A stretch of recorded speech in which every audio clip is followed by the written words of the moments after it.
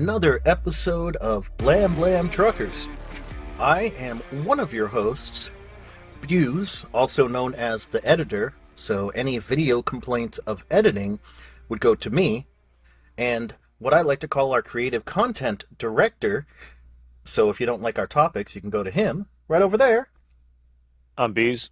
We have lots of fancy titles here. Lots of fancy titles. Not too bad for two guys doing this out of their respective junk rooms. Yep, pretty much.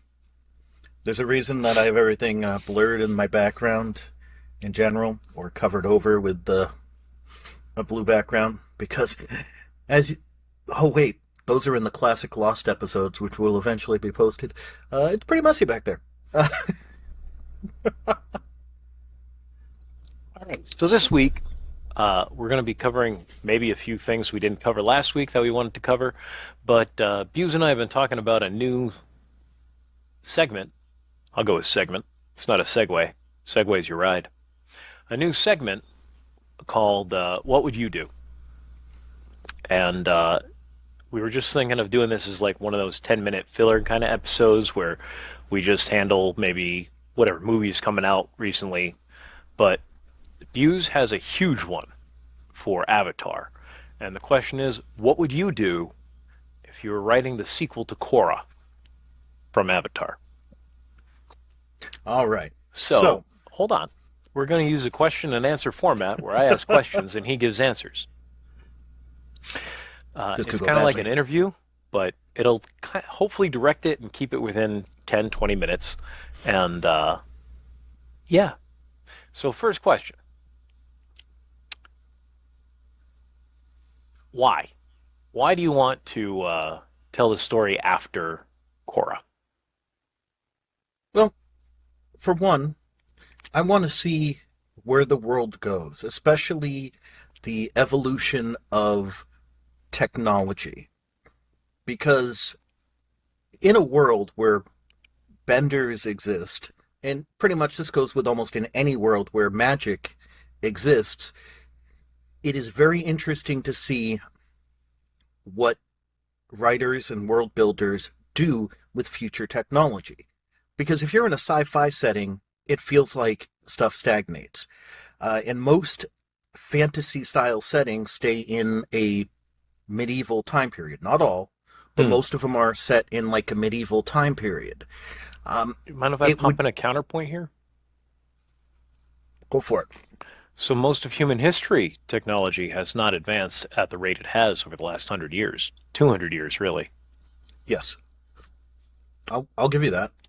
I mean, we had some minor ones which were very important over the course of time. Oh, yeah. You know. Metallurgy improvements, going from bronze to steel. Well, bronze to iron, iron to steel. Mm-hmm. Yeah. But, so Avatar, the first, Avatar, Last Airbender series, it started in a weird place. That is putting it mildly, yes. Because they had some technology, like we talked about, like mainly like steam engine style technology and stuff like that, but they used it for tanks and these big industrial machinery, realistically, at least when it came to like the mechanist and designing the drill. Because the mechanist designed the drill. I did not realize that, but actually you can see in a freeze frame in one of the in the Air Temple episode, he actually has the drill plans in front of him. So the mechanist designed the drill, which I find awesome. I mean, the mechanist is pretty much the reason why during Last Airbender stuff took a leap forward. He was just a very intelligent man, and then along with Sokka, who helped with that as well. They're Leonardo da Vinci style kind of guy. Except Leo. Who's the guy who said Eureka? Anyway, doesn't matter. But close enough. And this is the thing. I actually see, to some small degree, not entirely, but I see people for those of you who watched Korra, people like Asami and Varric, because I'm pretty sure Varric survives, but I think he gets arrested. I'm doing a rewatch of Korra, so feel free to correct me in the comments. Our 10 subscribers. Yes, we got another subscriber, so we're back to 10. Woo! Back to 10, baby. But I think that it would continue to evolve. Uh, and this is something that the writers have talked about, that for their next series, they wanted to have it be in a more overall modern setting. Although there is something to be said that in times of peace, we tend to have less jumping forward of technology. And, well, if Korra brought peace, like everything in Korra seems like it would have been a slightly natural progression from Avatar, but doing a severe jump, I'm wondering what would the necessity be? Uh, because it seemed like from the little bit we saw, again, from the bit we saw in Korra, and this is all I can base it off of, the technology seemed to be mainly centered in Republic City. Maybe some Yeah. people had it for their militaries, but in general, we see stuff in the Northern Water Tribe, we see stuff in the Southern Water Tribe, we briefly see some stuff in the Fire Nation, not so much, but it feels like Republic City has all of the technology. I feel like that would need to filter out and would probably take a while to filter out to the other places. We did have radio, though, and with radio and radio waves, that gives us long distance communication, which They is had somewhat radio in important. Korra? They had radio in Korra, yeah. I really got to watch this series. All right, So so you want to explore the technology. What else do you want to explore? I am. We've had this discussion before, um, You and I but have, yes. yeah. Well, we may have actually had it on the show before, just in the lost episodes. Well, that But depends on what you say next. I don't know. I am someone who likes stories where we don't have Superman or Thor or Hulk, that we don't have the most powerful people. I like seeing the less powerful people. I don't mind seeing superheroes. I don't mind seeing Benders in Avatar, but I would love an Avatar series, or a series set in the Avatar world, which does not focus on the Avatar. Me personally, some of my favorite characters are not the Avatar. It's not Korra, it's not Aang, although I love Aang, don't get me wrong, he's a great character. But, like, my favorite characters are, like, Iroh, Sokka, Bolin, Tenzin. Like, these are the characters that I really like.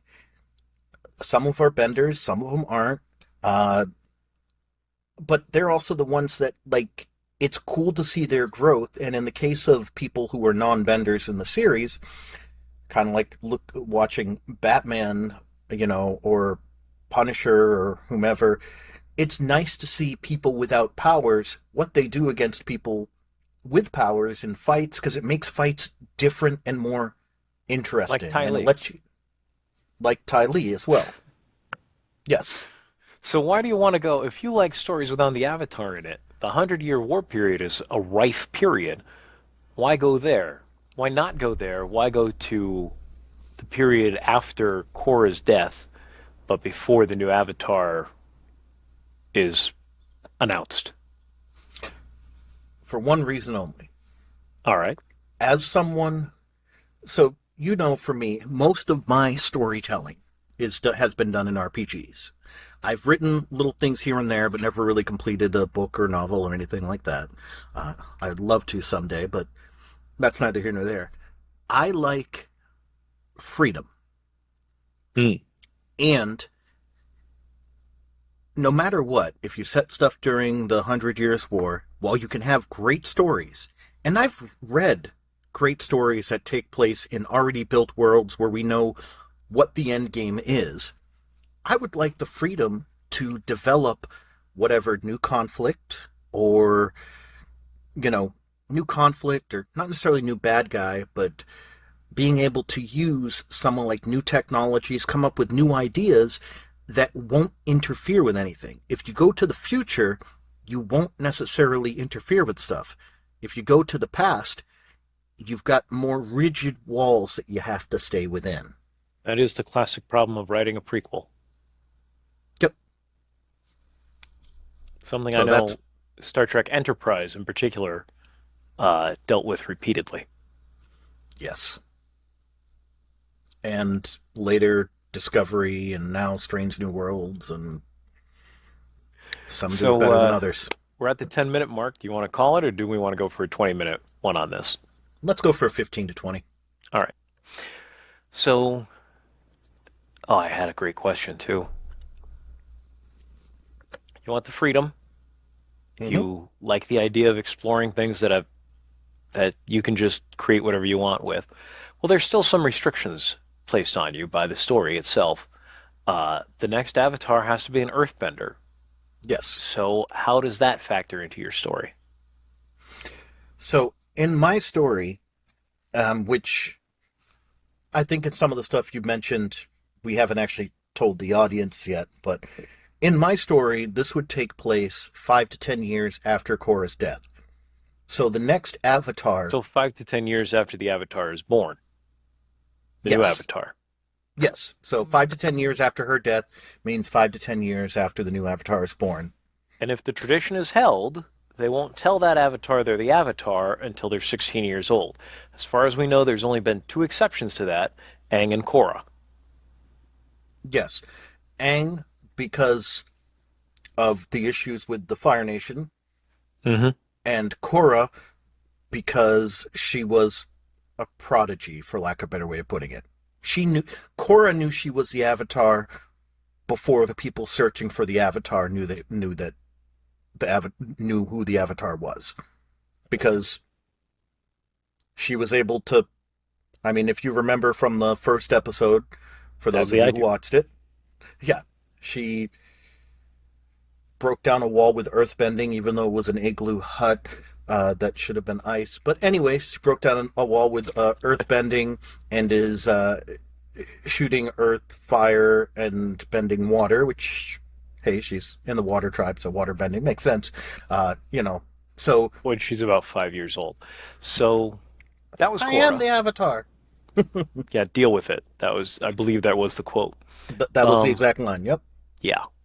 Uh, Lots of reasons why I didn't like that particular line, let alone that scene. It Um, actually set up the character. I'm not disagreeing that it set up the character. I'm saying it's not a character I was interested in.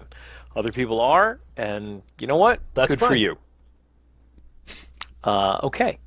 It's another reason why I didn't watch the series because I wasn't that interested in it after trying one episode. Hmm. Um, let's get back on to the question here. So your avatar is 5 to 10 years old, and how does Yep. that factor into your story? In my story, the Avatar is being searched for, and the whole point of my story is it has nothing to do with the search for the young Avatar.